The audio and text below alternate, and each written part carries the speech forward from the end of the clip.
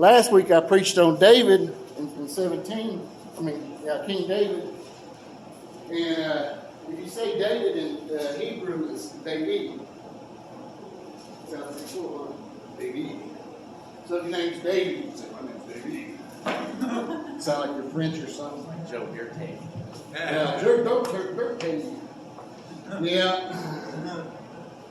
And, but no, I got teary-eyed when you were saying that because I got to spend some time with my grandson yesterday, and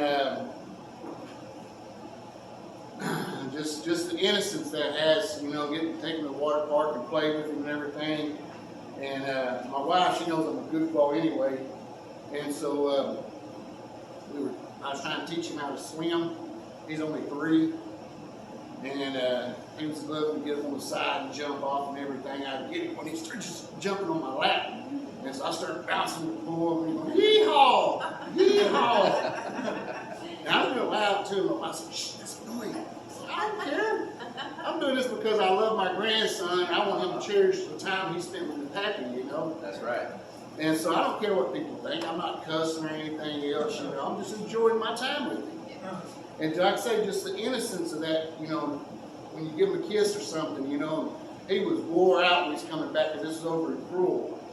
He's coming back.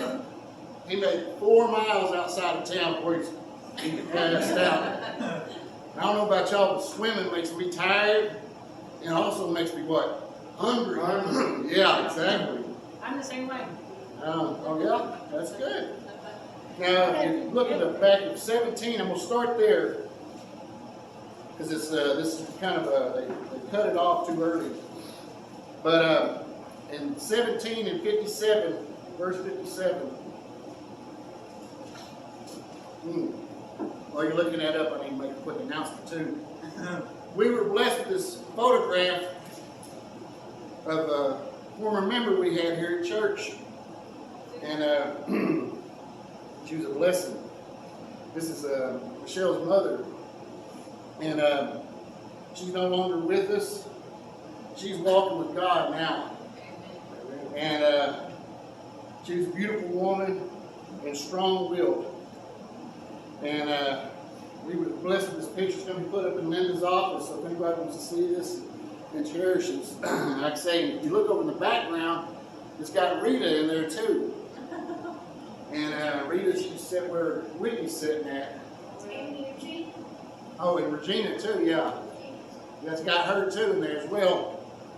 And I was going to visit with her yesterday too. I took her lunch over there, but Tommy and Mary decided they were going to butt in on my day.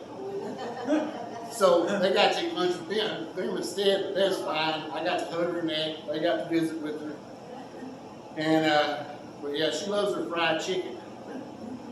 And so, but anyway, now, David, to speed you up, David had just killed Goliath in a battle where he went out for 40 days, once in the morning, once at night. 80 times he had called out the Israel army, walked out there, said, send your champion out here to me so I can kill him. I'm going to fight him, and we'll just do it one man versus one man. Well, for 40 days, the Israelites had cowed down, and finally this little 13-year-old boy steps up there, takes his brother some cheese and crackers, and he hears this Philistine out there yelling, challenging the army. And he's like, why ain't we fighting this guy? Why are y'all not fighting him? And they're like, well, I can't find nobody to do it. He's like, well, I'll do it. This is a 13-year-old, and like I said at the time, the average height was 5'4", and so he was 13, so he probably put in a 4 foot something, and he was fighting a 9'6" giant. And like I told people, oh, that's too tall, that's too tall. Well, I explained it. In 1918, there was a guy that was born that was on this earth in the United States, I think, he was in the U.S., but he grew to the height of 8'11". So that's still a possibility. I mean, there's just a few inches between 8'11" and 9'6". So it still can happen. Now, but all the other soldiers were saying, man, this guy's too big to fight. And David said, man, this guy's too big to miss. I can hit him, man. I mean, look at that big target. And the king tried to put his armor on him. Well, the king was a head taller than everybody in the army. So he actually should have been the one out there fighting, but he wasn't. He was cowed down like the rest of them. And he puts his armor on David. Well, obviously it don't fit. David's like, I don't need your armor. I just need my sling. So he takes his sling out there and he kills this giant. Well, now, not only that, but when the giant fell, he got the giant sword and cut his head off as well to make sure he could finish it off and plus take it as a trophy. Now in 57 here, it says, as soon as David returned from killing the Philistine, Abner took him and brought him before Saul, with David still holding the Philistine's head. Whose son are you, young man? And see, people say, well, don't he know David? Because David's been playing the harp for him.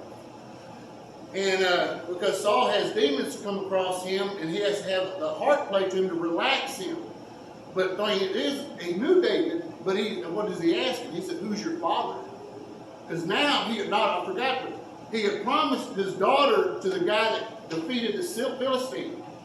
So now he's going to be his son-in-law, so he wants to know who his in-laws are. You know, I'd like to know too what my daughter's name, you know, in case I didn't like him. But you know, our daughters always date people that we like. Okay? Yeah, there's never a bad romance in that stuff. You know, they always do the right thing. You pick all the right guy and the right kid. Yeah, you agree with all the guys your daughter dated, huh? Every one of them balls. Yeah, see? Now, so he's trying to find out. And David said, I am your servant. I'm the son of your servant Jesse of Bethlehem. Okay, now we're in 18. After David had finished talking with Saul, Jonathan became one in spirit with David. Now let's back up and kind of look into this. To me, now Jonathan is the son of Saul, and Jonathan has a good heart. Back in several chapters later, he was almost killed by his own father for eating honey, because his dad forbid anybody eating that day, and Jonathan got him a spear full of honey and ate it, and he didn't know it, but Saul was going to kill his own son. But also, Jonathan also attacked a little 25 men by himself and killed them. So he's a brave warrior as well. And the thing is too, is Jonathan, you're going to learn that Jonathan has God in his heart. Now, because I think they had a conversation, I think they talked here between these lines, because it just says, you know, David finished talking with Saul, then Jonathan became one with the spirit with David. Well, how? Well, apparently he was listening to him when he was talking to Saul and heard his story and felt a connection with this man. Now keep in mind now, Jonathan is 20 to 30 years older than David. And this is a 13-year-old boy. Now, there's things about men, and the people, some of the homosexuality community attack this and say they were gay. But no, you can have love for a man and not have sexual relationships with him. Amen. I've had men in my, you know, because I see this all the time with the dressed up prom queens or whatever. They sit down in front of these classrooms of 2 or 4, and they're saying, you know, they're reading books to 4 or 5-year-old children, and they're telling them, well, do you like Tommy? And they say, well, what's gay? And they're like, well, do you like Tommy? If they'd asked me that when I was 4 years old, yeah, I love Tommy. Tommy's my friend. We dig in the dirt together. Well, if you're gay, what? Okay, I guess I'm gay. I don't know what gay is, but I'm gay. Me and Tommy were out. But no, it's not that way. They had a bond between them of friendship. And you can love a man, and like I say, I love John Cunningham. He was my best friend. And I'm going to preach later on that. But right now, David and Jonathan had this relationship, became one in spirit with David, and he loved him as himself. From that day, Saul kept David with him and did not let him return to his father's house. And Jonathan made a covenant with David because he loved him as himself. Jonathan took off his robe he was wearing and gave it to David, along with the tunic and even his sword and his bow and his belt. That sounds like a powerful friendship, because the thing about Jonathan is he's the oldest son of the king. So that means he's next in line to become what? King. Yeah. But yet he's honoring David because of his heroic ability. Because the thing is people don't realize, was Jonathan was on that battlefront too. He was getting called out by Goliath. He's getting called out and lied by everybody. You know, they're all like, ah. So Jonathan was a warrior, but he wasn't that brave of a warrior. And you see somebody come along who's braver, you're like, ah, man, I cherish this guy. And so now he gives him all this stuff. To me, it's like he's honoring him, like, man, I want you to be the next king, but you'll see it later on in this chapter. It says, whatever Saul sent to him to do, David did it so successfully that Saul gave him a high rank in the army. This pleased all the people and Saul's officers as well. When the men were returning home after David had killed the Philistine, the women came out from all of the towns of Israel to meet the king Saul, and singing and dancing joyful songs. Boy, wouldn't that be cool to come home as a hero and have people singing songs to you? And the tambourines and the lutes, and as they danced, they sang, Saul has slain his thousands, and David his tens of thousands. So what's that saying? That's saying, man, we love the king, he's a killer, but David's a man.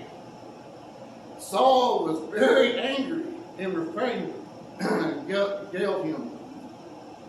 They have credited David with tens of thousands, he thought, but me only thousands. What more can he get but the kingdom? So now he has the honor of the people, and now he's worried about what? Losing his kingdom with a 13-year-old boy. How long does it take somebody to turn on you? Yeah, how long does it take somebody to turn on you? And this is biblical. That's what I love about the Bible, because it tells the truth. 1 second. 1 second, yeah. Especially if you say something wrong to your wife. Tell them when you go to a restaurant, say, man, I don't want to go there, I want to go here. No. That's like when they ever ask you, where do you want to eat at? And you tell me, hey, let's go to this restaurant. I really don't want Mexican food. What about this Italian place? I really don't. Well, where do you want to go? Oh, just you pick. Yeah, let you pick the wrong restaurant. Tacos it is. Yeah, I'm just like, where do you go? Just tell me. Just tell me, I'm driving. We're going wherever you want. Because I'm not going to have you angry at me, especially if she got angry like Saul did right here. Okay. And talking about taking the kingdom, he said, from what time on Saul kept a jealous eye on David? The next day, 24 hours, the next day, an evil spirit from God came forcefully upon Saul. And God don't, let me clear this up, God don't push demons on you.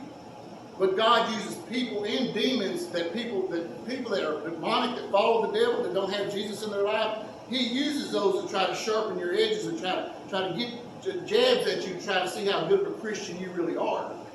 Because they want to see you get riled up. Look at that guy. I thought he was a Christian. Now he's over there cussing and throwing stuff around and this and that. And so that's what God's using. He's just using a demon to throw it on Saul. Because if he had God in his heart, he wouldn't be having this problem. He was prophesying in the house while David was playing the harp as he usually did. Saul had a spear in his hand. Just imagine playing the harp with a dude with a spear in his hand, man. He's like, doo-doo-doo-doo-doo. I would really be worried about that. I'm like, I'm not going to take my eyes off this guy. So, and Saul had a spear in his hand, and he hurled it and saying to himself, I pinned David to the wall, but David eluded him twice. Is that twice in the same day he threw his spear at him? It's like, dude, I thought we were homies, man. I'm supposed to be marrying your daughter here, and you're trying to kill me. Why? Why was he doing this? Because he's selfish.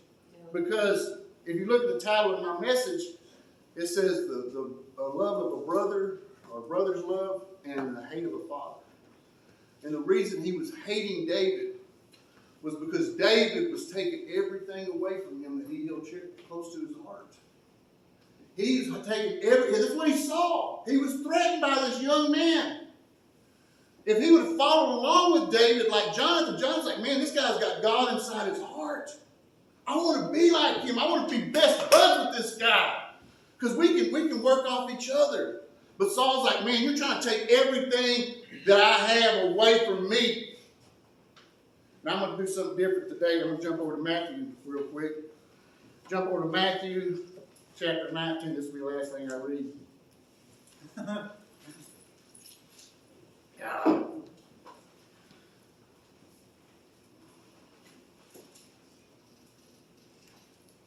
In Matthew, chapter 6, I'm sorry, chapter 6, well, I said 19. Sorry. Make up your mind now, where we at? I'm dyslexic, man. Come on, give me a break. Yeah, and it's real, okay? Chapter 6, verse 19. I'm sorry, there we go. Now, it says right here, do not store up for yourself treasures on earth, where moth and rust destroy, where thieves break in and steal, but store up for yourself treasures in heaven, where moth and rust do not destroy, and where thieves do not break in and steal. For where your treasure is, there your heart will be also. The eye, the lamp of the body. If your eyes are good, your whole body will be full of light. But if your eyes are bad, your whole body will be full of darkness. If the light within you is the darkness, how great is that darkness? No one can serve two masters. Either will hate the one and love the other, or he will devote to one and despise the other. You cannot serve both God and money. Now right here, this is a prime example of what a guy's got. A guy's got an entire kingdom. He's a king. He owns everything. Everything, from the dirt to the castle to the slaves, people. He owns all this, and now he's being threatened by it. Because why? He thinks he's taking everything away from me. And the thing is, though, it's not his. It's not his. Who gave it to him? God did. God gave it to him. God gave it to him, and God could take it away from him. And that's what people don't realize, is God can take everything away from you like that. You're one heartbeat away from death. As soon as that heart skips one beat and you just die, guess what? This body is not in existence anymore. Everything you own, like I said before, will go to a garage sale, will be thrown in the trash, or somebody will just fight over it. And that's what families do. They fight over stuff when somebody dies. And everybody's like, oh, I love him, but I love this chair right here. I think he want me to have it. Dude, he didn't even know you, man. But that's what death is. I mean, death, and that's what God says. Where your treasure at is where your heart is. And that's what his heart wasn't with God. If it was, he would be having these demons come across him and have the heart play to him. He would have God in his heart, where anybody's a Christian that has God in their heart knows that when we become troubled, we're not bulletproof. We're not bulletproof. We're not sick-proof. We're not any kind of proof. We're just as vulnerable to die just as the worst sinner. God does not protect us unless we pray to him, and he knows our heart. He knows where our heart, our intentions are at. And once we get that peace inside of our life, we're like, okay, God, I got peace in my life, and I just found out I got cancer. Most people will be losing it. Oh my God, I'm going to die, I'm going to die, I'm going to die. No. When I go to the doctor and he tells me I got cancer, I'm like, well, God gave it to me for a reason, you know. It's either to prove I'm going to outlive it, or I'm going to show people where my faith is. My faith is in God, because this body's not meant to live forever. Yep. This body's meant to turn back into the ground. And like I say, we're all destined to die. And so that's the reason my treasure is not stored up in here in this earth where somebody come in and steal it. It's up in heaven where God is waiting for me and in my home. And that's why I have that peace in my heart that Jonathan has, that David has. And that's what we all need to have, is that peace inside of our heart, and not the bitterness and the hatred of those that try to change us and make us different or take away from anything that we have. Because some people, they treasure everything, respect, power. You know, I'm going to throw y'all Cowboy fans under the bus. That's the reason your Cowboys will never win a Super Bowl. Because Jerry Jones has the Cowboys and him on his heart. That is his treasure. That is his everything. And God shows it every season they lose because that's where his treasure is at. He's one of the richest men in the world, and yet he's still not content. He's got all that money, but guess what? He's getting really old too. And one day he's going to find his maker, and he goes like, "Where was your treasure at?" And Jerry Jones like, "Dallas Cowboys." Yep. And he's going to be like, "Well, sorry, son." Boom, pull it skateboard. Whoo! What about your heads?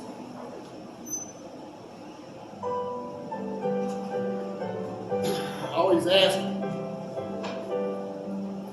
if people want to. If you don't have God in your life and you like